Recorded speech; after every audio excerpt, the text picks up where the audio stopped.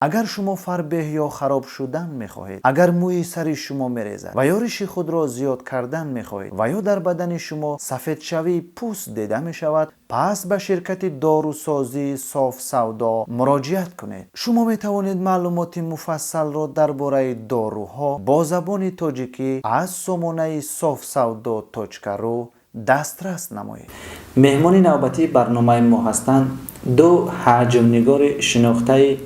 یکی از گروه های حجوی مشهور کشور عربشاه کمپانی فخرالدین قیطرمه و منیژه بانو. سرور مهمانان رو به استودیو و برنامه دنیای هنر خوش آمدید میگوییم. سلامت باشید. تشکر میگوییم که دعوت ما را پذیرفتید و این لحظه ها در برنامه ما شرکت ورزیده استادید. چگونه که مخلصان عزیز به شما معلوم بود، چند قبل ما دو برنامه داشتیم با این دو حجم‌نگار، برنامه دهشت و برنامه چهره آشنا که از جانب مخلصان برنامه های ما خیلی خوب پذیرایی دید و در کامنتاری ها یعنی پینوشت ها مخلصان ایشان خیلی خواهش و درخواست کردند که ما باز یک صحبت دیگر آراسته پیشکش آنها گردانده باشیم و بسیار سوال های بودن در آن برنامه که ما نتوانستیم که پیشکش ایشان کرده باشیم و سوال هایی که از جانب خود مخلصان ایشان پیشنهاد ما گردیدن در این برنامه با هم اکه فخرالدین و منیژه بانو پیشنهاد کرده می شوند و باوری داریم که در رفت برنامه شما نیز به سوال های خود پاسخ می گیرید. و سوال نخستینی که بیشتر مخلصان کردند این است که امروز چرا فخرالدین و منیژه بانو با سعدی یکی از اعضایان گروه عربشاه کمپانی دیگر در صحنه‌چه ها نیستند؟ این سوالی هست که در افیرهای ما در پینوشت هایی که در سامانه تاجیکان گروپ بود بیشتر مخلصان سوال کردند. حقا با زمان شد که مثلا کانال قربان نعمت مثلا ما را دعوت کردن در اونجا که سعدی جان بازی میکرد ما را دعوت کردن صحنه‌چه ها را با دستگیری قربان نعمت تهیه میکرد. بله.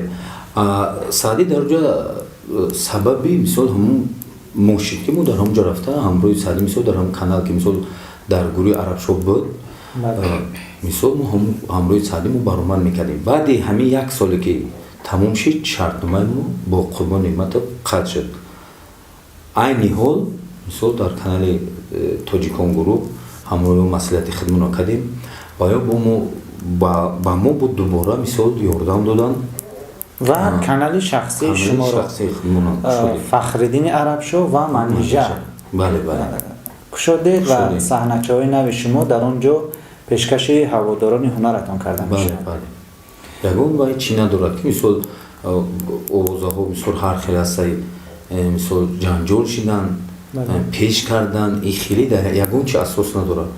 بیان باشن مثلا در برنامه با ما همراهش میشنم خیلی گم میزنم که یگون اساس نداره. و شما چی منیژه بانو؟ ما هم خیلی گفتیم می استاد که می شرطنامه بستگی بدیم یک سال یک سال نشده علما کتیبه یا همکاری کردن از سببی که مثال چند قیق شرطنامه داشته همه شرطنامه ما تمام شد. بعد مود با امروی یکی فخرالدین خودمون کانال شده. یعنی من بعد مخلصان میتونن که صحنه های نو شما را از کانال خود شما یعنی فخرالدین عربشاه و منیژه و اینچنین کانال تاجیکان گروپ تماشا کرده باشن. بله. و شما اخیراً یک سرود حجوی با نام زمانه پیشکش مخلصان کردید که از جانب مخلصان خیلی خوب پذیرفته شد و در کامنتاری ها بیشتر نوشتن مخلصان که آیا قسم دومی همین سرود حجوی پیشنهاد آنها میگردد یا نه؟ انشالله. این حال عبدالرحمن جان در دستی یکی از آهنگسازان آرنجروفچیکان تنظیمگران تنظیمگری که موسیقی نوای میکنن آماده میکنن الهام رودوف ما سپردگیم همین سرودی نوی زمانه را با همین موسیقی با همین آهنگو وایش نوشته دوش دیگه هست تغییر سخن کردیم. این تغییر سخن از یک برادر عزیزمون از شهر مسکو با ما مثال با طریق ایمو صحبت کردن گفتن که همین مثال میتونه نباشه ما زمانمون دیگه خیلی بود. وقتی که وای روان کرد با آرزونم داشت معقول شد. معقول شد همون را نصیب شد. متن را اون کس پیشکش کرد. بله نصیب شد. و یک جویا با منیجه بانو میسره. سعدی در قسمت دومش نیست. نه سعدی خواهد دعوتش میکنیم اگر خواهد مرحمت نه که نخواه که وقتی که برای کانال خودمونه ممکن او در کانال قربان نعمت بنده ممکن نتونه آمده و همراه منیجم بله بغیر از سرود زمانه باز دیگر سرودهای هجوی نیت داره پیشکش کنه؟ ها سرودهای هجوی دیگه هست دیگر سرودهای هجوی داریم یک سرود هجوی وقتی که در راه یگان خرسندی میرفتیم یگان جا توی تماشا میرفتیم بعد بین راه قطعی خودی همون وقته وای میرفت گلای وای میرفت رما پوده بگیم ده پوده گوسفند بوزم خیلی میرفت بعد چند برو با مفروم آمدیم و یا قطعی سلام علیک کردیم و یا پرسونش نمو باید که اکتیورو فقط باید در جستجو باشنده صحبت کردیم گفتن که یک سرودی هجوی برای این پودمونو بخونیم ایشالله یک تا سرودی هجوی برای پودمونو داریم پودمونو برای 10 مرده ها بله برای 10 مرده ها با یک سرودی هجوی برای وای داریم اینترنت داریم در اونجا من ببینید تلفن همی را داخل کردگیم اینا را داریم سرودی هجویمون بسیار اکثر صحنه های هجوی شما نقش یا کارمندی بدعه یا اینکه ملیسه و یا اینکه دکتر رو بازی میکنید برای چی دیگر نقش ها کم و محض همین 3 نقش رو بیشتر اجرا میکنید وقتی بازی میکردم در همون صحنه دکتر یا که صحنه ملیسه یا که کارمندان بازرسی دولتی اتومبیلی بازی میکردم خیال میکردم که یا دکترم یا که ملیسه هم خیلی خیال میکردم بعد بسیار مخلصا زنگ میزدن شخصا هم کارمندان ملیسه یا که بدعه یا که طبیبان میگفتن که در همین نقش مثلا خوب بازی میکنی فقط همین نقش را بازی کن همین نقش را دیگه در یگان کس نتی خودت بازی که فقط هم خیلی میگفتن و شما چند مدت روی صحنه نبودید یک بار ناپدید شدید مخلصان بسیار سوال میکردن که فخرالدین قیطرناک کجا شده باشد کجا بوده؟ در یک برنامه سیروی رو گفته بودم باز انشالله با یک برنامه دیگه داریم دکسه خمروی منیجه با سیرو را با در این برنامه که کانال تاجیکان گروه ما را بناور میکنه اینجا سیری خود فوش نمیکنه بعد در اونجا فوش میکنه در اونجا بعد گرم میزنه باشد و منیجه بانو نام اصلی شما منیجه است یا اینکه نامی بافته است به خاطر اونه که دخترانی که قبلا در این گروه فعالیت میکردن همگی منیجه نام داشتن نه نامی میخدم نامی اصلی تو منیجه نسبتون چی بیشتر مخلصان نسب شما رو میخوام فهمم منیجه دولت ممیدوبه منیجه دولت و نیو دولت ممیدوبه نمیشد که من دولت واکنی نه نمیشه هر کس جای خودش داره اما با صنعت منیجه دولت و میرسیم که ایها و امروز همین نسب دولت و خیلی زیاد شده از میان هنرمندان و حتی هنرمندانی هستند که مخصوصا ساختکاری کردن نسب خود را دولت و میمونن من نمیدونم برای چی باشد میخوان که از نسب منیجه دولت و استفاده برن میخوان با واسطه نسب اون کس مشهور شوند نه وایو ما فکر میکنم که اتوشون یکی میومد بعد میفهمم که اوه چی بفهمم دولت رو بده بله و منیجه بانو شما هنر خوبی سرودخوانی نیز دارید من در چندین صحنه های شما دیدم پیش آوازخوانی میکردید نه بغیر از هجونگاری هنر دیگری ندارید جای دیگری فعالیت نمیکنید نه همکنون به گروه عربشو آمدید و همچون هجونگار فعالیت میکنید یک سرود خون عبدالرحمن جان همراه ما همون با همون روز وقتی ثبت بود هم زمانه زمان هم را در استودیوی بختیار بیگی جان ضبط کرده سمدیم یکی در همونجا کم ترخه ما جنجالش کرده بودم کم ترخه قهر کرده بود نه که با همین قهرش کردی صحنه را با درجه خودشون بازی کرد معقول شد وقتی کرده و گفتیم که جایی که نگینا با علم با ایشفا میگه منیجر دمیل بی قرار کرده نمیوه خونه ای گفت که نه من میگم که فخردین با علم با ایشفا میگه منیجر قرار کرده نمیوه خونه من خیلی میگم تو چی خیلی میگوی بگو بعد برو اومده یک همیره خون دیگه از طرف مخلص و بسیار پرسنه که همیره با خیلی زیاد چه منیجر میخون بله برای و آوازش هنگام افیرهایی که با شما داشتیم در کانال توجیکان گروپ بیشتر مخلصان خواهش میکردن که منیژه بانو سرود خونه چون که صدای زنده منیژه واقعا هم شنیدنی است آواز خوب دارد و ما با باوری گفته میتونیم که اگر آوازخوان شود در جاده آوازخوانی نیز موفق میشود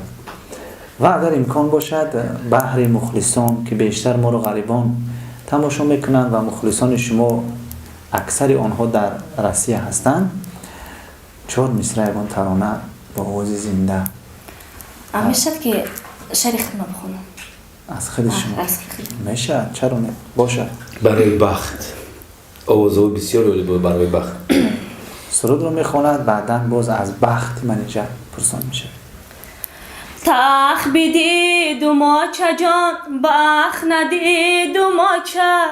دستکم در خار زده علاوه زیر پاچم تخ بدید و ماچه جان بخ ندید و ماچه دستکم در خار زده علاوه زیر پاچم آی مردم میگن که بختی اولای آی بختی اول چیزی ندیدم آچه آی مردم میگن که بختی اولای آی بختی اول چیزی ندیدم آچه دیدین؟ او مردم میگه که بخت اولای بختی دید در تای پدوله در تای پدوله بعد تو میبروی که یا پیش بختی اولش میگه از سرود شما برمیآید که شما در بخت شکست دیده شکست خورده بله از شوهر اول جدا شده بله عاشق شده یا دار شده بوده با شما عاشق شدن یا شما با او هر دومان عاشق شدن هر دومان گفتی سنگه هر چون عاشق شده هر دویتون عاشق شده پس چرا عاشق شده و دار شده دو باز جدا شده خیلی بسیار نفهمی ها بود خیلی نفهمی ها از جانب شما بود یا از جانب شوهرتون از جانب ویوی هم بود از جانب مای هم بود خیلی همه یاشا به عقلی میکنن چند ساله بودید که اولاد شد 18 ساله بودید این بعد ما فهمیدم نقطاش قد که غالبا میگه با سیرین گفتش منیجر او را بلحواس میگفته او منیجر پلحواس پل پرست نه؟ نه پل حواس این حواسی خیلی حواس ام زنک بسیار حواسی پلی مرده که دارد دوست میدونم 50 فویز پل نبوشه دوستان میدونم شوهرتون سرادر خونه به پل خیلی داشتم بله داشتم فرزند داره بله یک بچه دارم یک پسر میخوانم طلبه مکتب صنف دو و بعد از جدایی با عشق اولینتون دوباره ولادت شده؟ بله ولادت دارم شوهر داره؟ بله چون که بیشتر مخلصان شما سوال کردید که منیژه بانو آیا شوهر دارن ندارن من از زبان خود منیژه بانو شنوید با اونها یک بار دیگر با آواز بلند گوید که ولادت دار هستی؟ بله من ولادت دارم و هنگامی که در کانال توجیکان گروپ برنامه چهره شنو نشر شد چون عکس شما با عکس فخردین در همون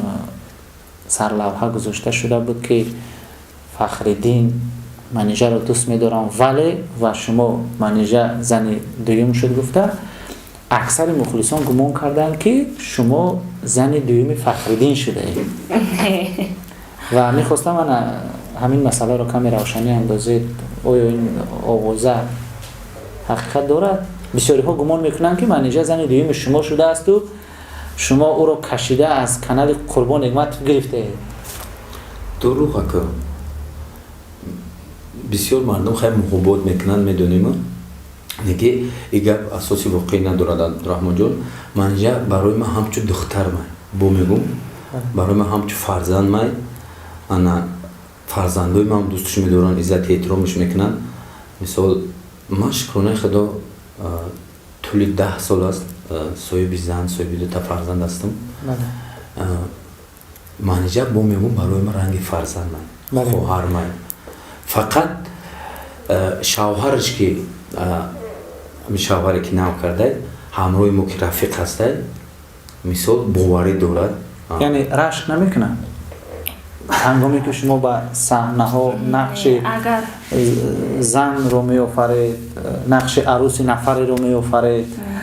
رشک نمیکنه؟ صحنه دوست هستن؟ پیش بود، رشکش بود وقتی که خاک جای گپ نیست. پیش بود هم گپانی که وقتی که نیز با همراه اکای فخریدینم میدونم که مثال هر دومون یک جای میریم صحنه چون بازی میکنیم یا که یکم جا دعوت ما میکنن میریم میبینیم. یعنی با شما باوری دارد که با او خیانت نمیکنید؟ با ما باوری داره و با اکای فخریدین باوری داره که من خیانت نمیکنم. اساسی محبت هم عشق هم همین باوری است. اگر باوری نباشد اویله پایدار مانده نمیتواند و سبب پاش خوردن اکثر اویله ها و مخصوصا بدبخت شدن اکثر بدبخت نیو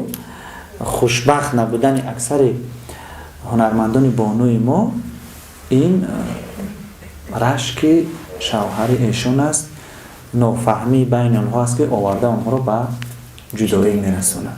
رشک شوهر ایشون اشک زن ایشون همتر میشه. و باز میگن که رشک این نمک زندگی است. زندگی بی رشک شیرین بودن نمیتواند، ولی رشک زیاد هم باعث ویران شدن اویله میگردد. و اکای فخریدین شما در رشد صنعت اکثر هنرمندان جوان سهم ارزنده دارید.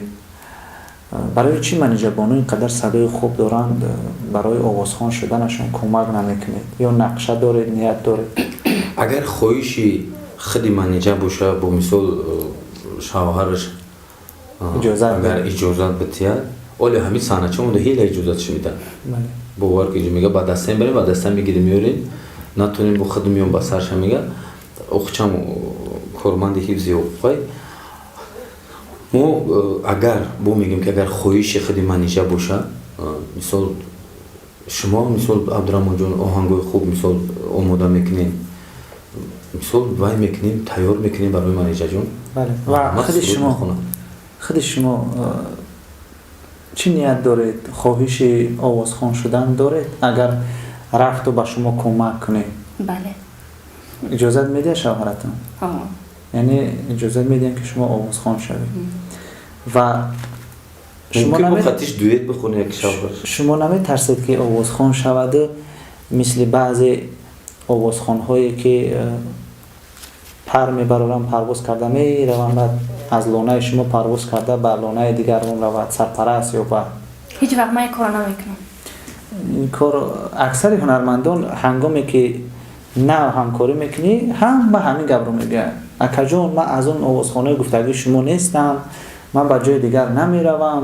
و قول شما رو پرودی نمیکنم، از گپ شما نمیبرایم، شما فقط به من کمک کنید که من آوازخوان شوم. چون سرپرست یافتند حتی یاد از نفرانی که بار اول دستگیری کردن نمیکنن. ما رنگی و یا هیچ وقت نمیکنم. من هیچ وقت استاد نطبقه نمیمونم. اگر که مثال سراینده هم شدم با اجازتی استاد خدا کند که چنین شود. اکا عبدالرحمن جان از یک جا اومدی با هم یک جا میریم که بعد خیلی که هنر خودش ما باوری نداشتم که بعد یک سال دومون نبودیم مثال با برو مثال همراهی مثال شما یک صنعتکار رو مثال با وای کنم صنعت خما پیش برم برای که با میگم که ما گفتم ما تمام صنعتم تمام ما حتی با فرزندم برای اویلم خدم مثال ما وای گرفتم شناسنامه های خارجی گرفتم ما سفر داشتم گفتم میرم برای که من دعوت کردن بیرون بررسیه. بله گفتن که در اونجا میرفتی چیکار میکردی؟ اونجا ما کارهای خدمات داشتیم. کارهای ما اونجا آماده بود که مثلا ما باید کار میکردیم. کار صنعت بود یا بیرون از صنعت؟ من در همون صنعت خودم ما انشالله میتونستیم که برام در صنعت خدم به مثل یک هنرمندی ازبکستان بدن حجمگور در برنامه انشلا کریبوی زیرکالو با همروی پترسیان یا که مکسیم گالکین برنامه میکردن من همه آرزوهام داشتم با آدمایی بودن که بیو ما دستگیری میکنیم گفتم نه انمی نیم تنم باشه راحتی جان یا که نیم تنم باشه در هم وطن خدم باشم در وطن خدم صنعت خدم پیش برم انشالله اگر در همه وطن خدم صنعت ما پیش برم با خیلی غریبایی که در مسکو هستن با آیم تاجیکن کو حالا با دستگیری من میکنن و با خود شما همچون حجرنگار امروز در تاجیکستان کدام حجرنگاران مقبول هستند که صحنه های ایشان رو تماشا میکنید و اونا رو همچون حجرنگار یا هنرمند کسبی میشمارید؟ اساسا من استاد عبیدالله رجب دوست می‌داشتم. امروز چون استاد نیست در صحنه ها نقش نمی‌آفرند به نفقه رفتند از حجرنگاران جوان مثلا لحظه های گوارا هست من خندین کمان و دیگر گروه های حجرنگاری حضیره مثال از لحظه های گوارا و یک تایدگش لحظه های نگوار هر دوشان یک گروه هستند. یک گروه هستند خیلی بد. من فکر میکنم که امروز از همه گروه آوازدار هنرمندانی که واقعا همدرد جامعه رو پیشکش مخلصان میکنن این گروه لحظه های گوارا هست. بله لحظه های گوارا اپای گلبیبی نصرالدین نوریدین بنزدیکی با اپای گلبیبی نصرالدین نوریدین بعد استاد بختیار رحیم غریب شد خالمراد صدیق بله خالمراد صدیق جمشید حلیم ما یک برنامه کنسرتی داریم حجم گروه خطی همونجا بخیر من در حقیقت مخلص شدم بله عزت احترام شدم هنر ایشون رو استاد علاءالدین بله علاءالدین با علاءالدین جای خودش داره یک کلمه کو یک گپای یک شاگردی نمیجا و گفته که و هایده و وحی بده برای که قربان تپای خود و منیجا بانو شما چی بیشتر که ها رو دوست می‌دارید تماشا میکنید چون شما در صحنه ها خیلی مهارت خوب اکتیاری دارید با یکون فیلم دعوت نکردن برای نقش بازی دعوت کرده بودن لیکن من درستی گپ نموندم اجازه ندادن در فیلم وقت ما کتی قربان حکمت شرنامه داشتیم اجازه ندادن اجازتی در دیگر جا برآمد کردن نداشتید اکنون فکر میکنم که هر دو پرنده آزاد هستید کجای خواهید پرواز میکنید پرواز میکنیم هیچ کس مانع شما شده نمیتواند نه که فکر میکنم که از این پس پرودوسرانی نه بلاگران و پرودوسرانی کانال تاجیکان گروه با فکرم همراه ما شهردمون پس از همین روزی 22 اکتبر با فکرم شهردمون امضا میکنیم همچون پرنده آزاد فعالیت میکنیم پرنده آزاد نه پرنده در قفس نه فقط اجازه ندادن که وای مثال ما در کانال قربان حکمت اجازه بود که ما مثال کنسرت تو مثال صنعتکار وقتی خچ رکلام کرد برای چی رکلام میکنه برای کنسرت ما برای کنسرت با مردم یا که برای توی تماشای کانال تاجیکان گروه فقط گفت اگر مثال میراجون گفت ما در کارهای مثال شخصیش ما یا که در برنامه‌های کنسرتی تو یا که توی تماشا میرین همراه منیجر ما وای ندارم یگون کار ندارم من مثال یگون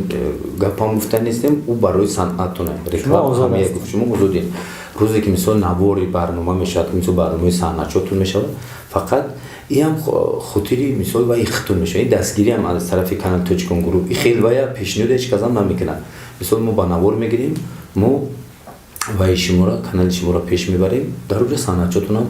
مثال پیشکش مخلصتون کردن اگر ما صنعتچامون را پیشکش مخلصمون در کانال یوتیوب مثال نپرتیم هیچ وقت ما را توی هم دعوت نمیکنن یا نه هم درون هیچ وقت ما را مثال کنسرت هم دعوت نمیکنن هنرمند رو با رکلام هم میشناسن اگر هنرمند یک هفته صحنه آماده نکند صدا آماده نکند رکلام نکند الکی از نظر مخلصان دور میشود بله نشد که مثال رام اومد مثال دهبار بنویسم نه یک کاری دیگه کنم مثال همین کسب صنعتی من мо ҳунармандон ҳози баъзеашон мисол бисёри ҳози мисол дар ҳами вай шароит мисол бисёриҳо тӯй намекунанд тӯй надоранд бисёриҳо мисол ғамгин мешаванд ки чӣ бояд ҳафта тӯй нашӣ чӣ бояд ҳафтаи дигар тӯй нашӣ бояд хелешон мо як муда ай рӯзи нime чандум то рӯзи чандум тӯй дорам ба тӯйҳо меравед як тӯй меравем як нақл мекунам як замоне шид ки як ҳами тӯйҳо вай шид кам шид баъд як рӯз акай наҷибулло хай устод гуфт ки занг заду баъд пеши шаштагӣ будем гуфтем ки устод дигар тӯй нест гуфт касетҳома 4 сол шид гӯш кардам тамом гуфт бо магар ягон албоми дигар бурорем баъд гуфт тӯйм барам баъд телефонша гирифти раққосаш занг зада ки хеле хо савриҷон мешавад худасози тинҷи саломатиёт хубай хо инам хонада иштагиём ежедневник тавуйка гуфт ежедневник агам дафтари чизаш ки менависа ки кадом рӯзо тӯй дорад вақака телефониё чӣ набуд ки бинависа ежедневник тавуйка гуфт ба гуфт ака наҷибло ҳуй кадам ежедневник ҳуй кади гу ана бинавис якум тӯй дар намегиҷо нависти дуюм хай навис сеюм чорум то охири мора бинавис нависти тӯй гу ҳо нависти ака наҷибло хирсаншдам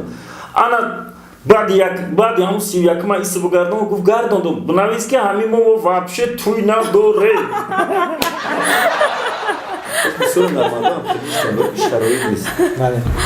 ва манеҷабону сурудҳои манеҷа давлатро хеле хуб месароянд дар чандин барномаҳо дидем дар эфири мустақим дидем бисёр гӯш мекунем манеҷаро бале намешавад ки сурудҳои манеҷа давлатро шумо дубора бозхонд кунед ё мехоҳед аз худатон суруд бо зулайхо ба сар шад ака бояд санъаткора бифаҳмад ака ҳозами тӯёда ҳеҷ вақт ай хиди хита намехонӣ мо ҳофизора мехонӣ як дусти суруд ай хиду шава мо хоҳиш мекунем аз манеҷабону ки 4 мисра аз яке аз таронаҳои манеҷа давлатова пешкаши мухлисон карда бошанд кадом таронаашро месаред кадом таронаашро бисарам таронаи зиман беҳуда меранҷӣ ё ин ки дили дарманд медонед дили дарманд медонам ки дили шумо дардманд аст барои мухлисоне ки дили дарманд доранд манеҷабону месарояд دلم دل درمندی مرا نبود به تو دوا خبری قلبی مرا بشنوی بی وفا دل درمندی مرا نبود به تو دوا خبری قلبی مرا بشنوی بی وفا خبری قلبی مرا بشنوی بی وفا بیا مرا یار بگیر مونی سوغم خال بگیر برای خود جانکی من یاری وفادار بگیر بیا مرا یار بگیر مونی سوغم خال بگیر برای خود جانکی من یاری وفادار بگیر برای خود جانکی من یاری وفادار بگیر سلامت باشید و شما باری با منیجه دولت و از نزدیک بخورده اید؟ نه آرزو دارید که بخورید؟ بله چی بودشو نخوندی که؟ چی بله نرفتیم؟ و خطا نکنم این یکی از آهنگ‌های مشهور از شادروان دلاور زهوریان بودن که چند روز قبل در یک صدمه نقلیتی از عالم گذشتن خدا رحمت کند آمین و استاد در رشد صنعتی اکثر هنرمندان تاجیک سهم ارزنده داشتند و اکثر هنرمندان با آهنگ‌های ایشان یعنی مردم معرفی گشتند و در آخر چی نیت و نقشه ها دارید چی تمنیات و مخلصانی برنامه ما دارید نیت نقشه همون همین است عبدالرحمن جون که امروی خواهرم منیجر جون مثال با دستگیری کانال تاجیکان گروه برای کانال خود منفخر بین عرب شو با منیجر صحنه های حجبی نو بانوار گرفتیم سرودهای حجبی را تیاری دیدیم